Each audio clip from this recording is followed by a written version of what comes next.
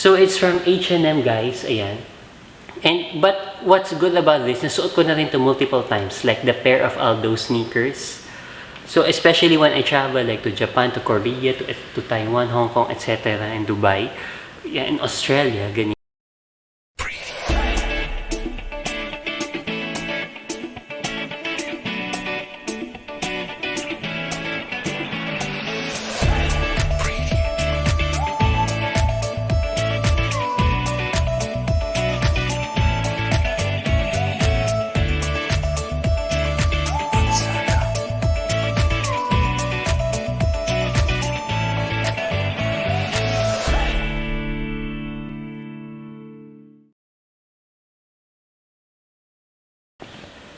Hey guys, so this is Mark and once again, welcome back to the Marc Channel. So I'm here again, ayan, making kulit to you guys. So ayun na naman si Mark, nangungulit na naman, no? Ano, na-insta kayo, no? No, but kidding aside, yeah, it's another video and it's another episode as usual. And of course, but what's not as usual right now in this episode, actually guys, do you know what is it? Alam nyo ba yun guys, kung ano yung hindi special? Hindi special today, yung hindi usual for this episode. Well, as you can see naman yung aking background, I'm definitely at home. I'm actually here at the living room. And it's a sit-down vlog kasi it's like the last time that I had this was early March pa, like 3 months ago nung I'm really natatakot pang lumabas. Kasi I started to go out lang talaga like 2 years or more na since the March 2020, the first lockdown. So anyway, ayun. Going back to our topic, ayan, I can't wait to share with you guys. And of course, the content today is not the usual like going to the mall and eating at this restaurant and trying these bags and asking for the price. Yung mga ganun guys. Kasi alam ko naman guys nagsasawa na kayo. Diba? Sawang-sawa na kayo. But sawang-sawa na kayo. As in, diba? Swear. Joke lang. Yeah, but for those who are watching those kinds of videos, thank you so much. And may mga na-receive din ako ibang DMs na kung maka-shopping na. But just a disclaimer guys, disclaimer that I'm not really buying all those things that I'm featuring on my channel. Instead, I'm just doing window shopping and things that will inspire me really to do well, especially when sharing content with you guys.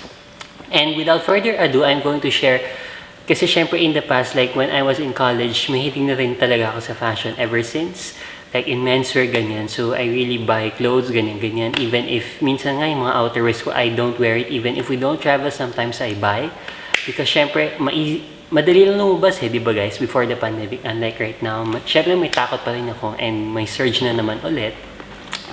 So, ayun. And of course, as a young kid at that age, kid daw ba, kahit college na, well, as a young adult at that time, syempre yung mga decisions natin sometimes, they are not always 100% accurate, even in the things that we buy. So yung purchasing decisions natin as an individual, it really sometimes, it will make us better. And with the purchases that we see, yung mga, well, the brands and the content that we consume on social media, yun yung mga mag-aano sa atin. It will really make us better. And so yun na nga, after realizing all these things, sabi ko, I'll really be more cautious when buying things na, not to buy with the brand, but more of, minsan kasi it's really, the way you store your things, especially ang shoes. And, what the content that I will share right now, guys, is actually my worst purchases, ever. And actually, some of them, in the past, like, for the past 2 years, medyo marami na rin akong mga na-dispose na items simply because hindi na talaga sila masusuot. I can't really wear them na. And if I wear them, I might just be embarrassed by myself, diba? Kasi I will just make a bad scene in public. So, ayun. So, my worst purchases, and the first off in my list is actually this pair of Aldo shoes. I'm not saying, guys, that you should stop buying from Aldo because may mga Aldo shoes din naman ako, guys, that really are performing well and until now nakaka-survive pa rin sila even with the 2-year pandemic. And I don't know, it's maybe because lang the way I store, but right now when I store my shoes, I make sure not to put them in an air-conditioned room kasi the room that I store my shoes is really a room not in use. So no one's sleeping there, so hindi naka-turn on yung electric fan, the aircon. So I just get my clothes there and shoes and and I go out and shoot, ganyan.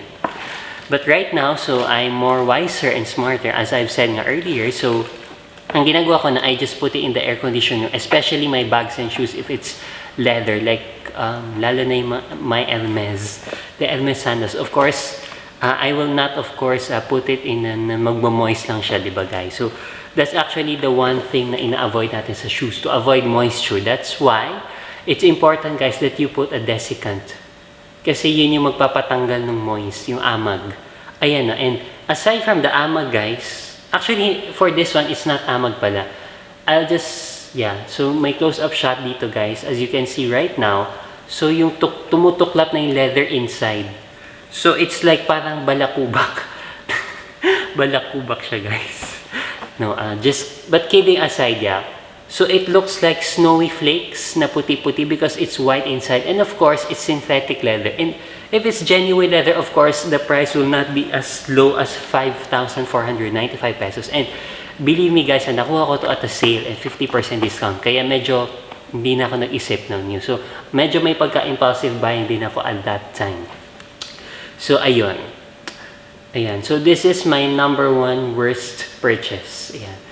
So, it's actually, as you can see guys, meron siya mga metal spikes because it is inspired by a popular designer brand. And if you know the designer brand, just comment down below. Aba, may ganun.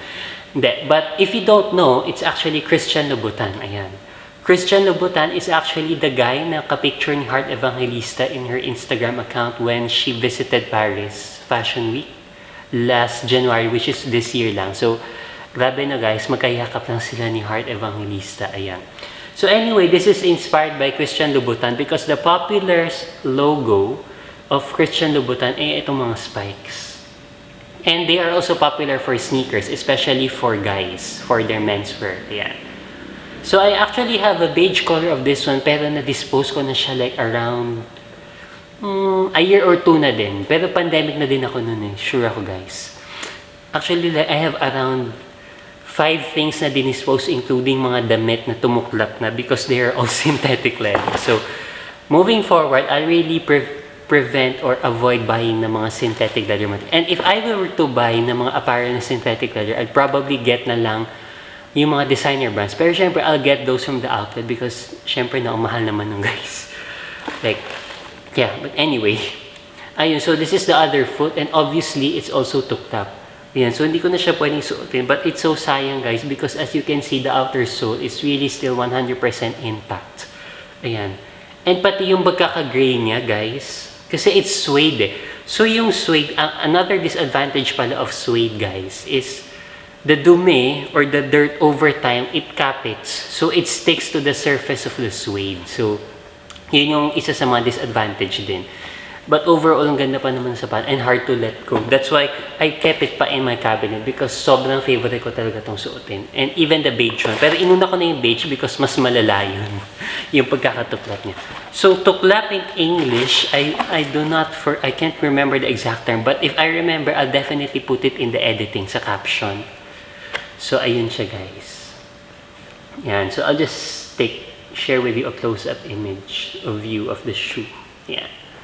So it's from Aldo, but I'm not saying that you should stop buying Aldo because it's really a good brand. And ang gusto ko sa Aldo, they really get inspirations from designer labels because of course, hindi naman lahat no na nakakabili ng like around a shoe that's worth 40,000 ganyan, especially like me, no. I wouldn't even buy like 20 pairs of shoes na tig for 40,000 each. And especially with the pandemic that I'm working from home, ganyan. And until now, I actually work from home, guys. So, ayun, which is really beneficial, advantageous for me because, of course, safe. And dahil ngayon nga, may surge na naman ulit. So, ayun. And the second purchase that I believe is also a not so good one because that's why I really prevent buying whites because ang whites over time, when you keep it in the cabinet, it's naninilaw, yan. It stains. So the color changes and it turns yellow over time. Especially if it's, well, of course, may mga designer brands din ako, even with my mom, some of her bags na white ay medyo nagiging yellowish. So it's really the way you have to maintain properly if it's white. So medyo high maintenance siya, in essence, in short. So it's from H&M, guys, ayan. But what's good about this, nasuot ko na rin to multiple times, like the pair of Aldo sneakers.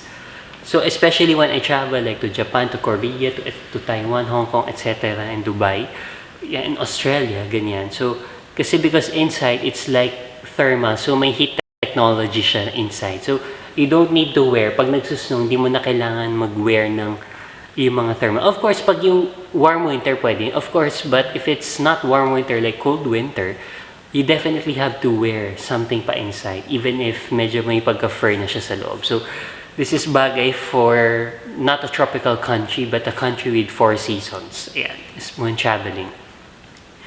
So, of course, this is a pre-loved, actually, dahil favorite na favorite ko dito dahil ang white is very versatile and sobrang minimalist ng design niya, oh guys. Yeah. But yun nga lang, nag-turn yellow. And I tried to actually babad it or rinse it with Sunrocks na yung original. It didn't work. Because apparently, matagal na itong nakastack sa cabinet. But the last time I wore this, of course, is before the pandemic pa. So when I was checking my closet recently, nagulat na lang ako that it turned yellow. Oh, so goodbye H&M. Ayan. Para siyang pet, no? Favorite na favorite ko kasi siya, guys. Ayan. So I'll miss you. But yeah, I probably have to donate this na, yeah. I will donate this actually. Ayan. One of the things that I'll donate. Ayan. So, I'll show you may zipper siya sa harap. Ayan. Then, although yung stain naman is sa likod lang, pero overall, of course, unless you want to make a fashion statement, di ba guys? So, that you wear yung mga things na sira na. Joke lang.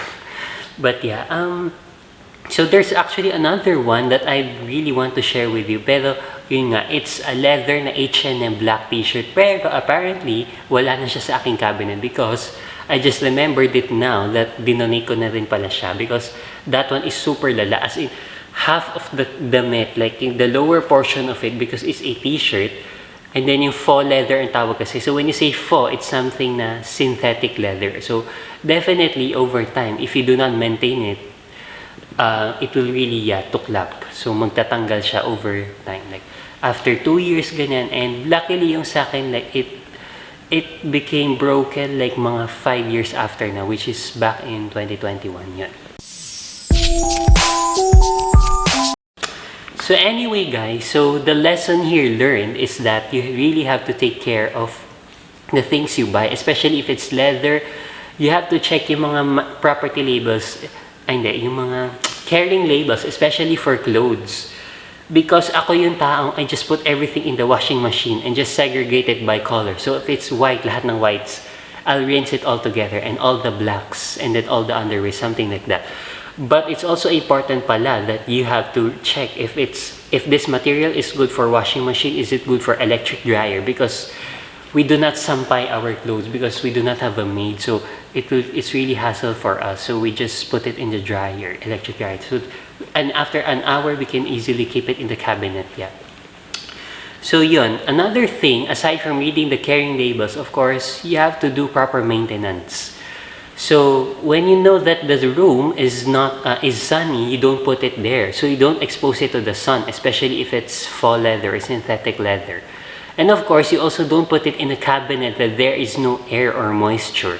So when there is no one in the room, so you don't put it in the stockroom, something like that, or in the attic of your house. Because there, no one sleeps there. And then of course, ang tendency is if it's high temperature, things break, especially for clothes. And another thing, you have to, yun nga, dapat maayos yung cabinet mo. So you have to properly, although in my end naman, my cabinet has been organized by color, ganyan, and by the length of the sleeves. No? But still, you have to make sure that each clothing meron silang space to breathe. Because if they are like dikit-dikit and they do not have air, like di ba ang taong, di ba, pag nawawalan ng hininga, of course, they will malfunction. So the same thing with our apparels, our clothes.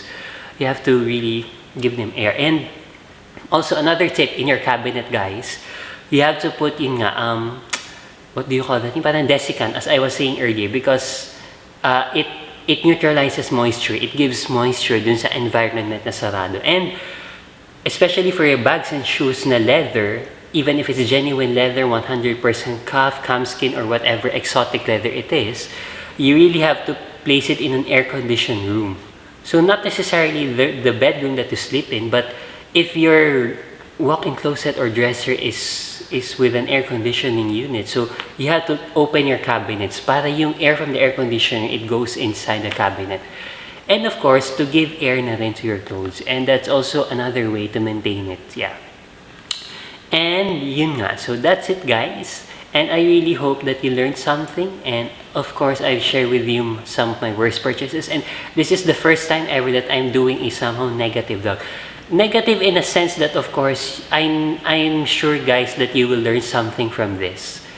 And if you do, hope you can like, comment, subscribe, and turn on the bell if you haven't yet for you to be notified of my future videos. And of course, kung meron kayong gusto makitang content, guys, just comment down below if you haven't yet. And I can't wait to see you on my next one. So once again, I love you all, and this has been Mark of the Marc Channel. So I love you and thank you very much.